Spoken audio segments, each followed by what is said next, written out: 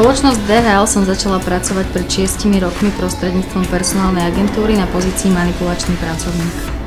Kolektív vytvoril priestor učiť sa nové veci a časom mi bola ponúknutá práca systémového pracovníka, kde som nadobudla základné znalosti skladového hospodárstva a prešla som priamo do kmeňa spoločnosti DHL. Neskôr, po úspešnom absolvovaní výberového konania, som sa posunula na pozíciu supervízor, na ktorej pracujem už niečo vyše 2 rokov. Náplňou mojej práce je koordinácia tímu ľudí pracujúceho na našom pracovisku, ktorý je rozdelený v 3 pracovných zmenách.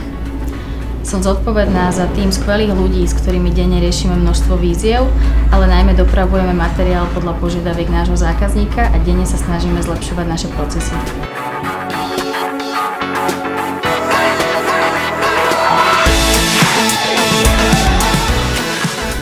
Spoločnosť DHL nám poskytuje množstvo benefitov, akými sú napríklad osobné ohodnotenie, príspevok na stravu, dochádzkový bonus a rôzne iné.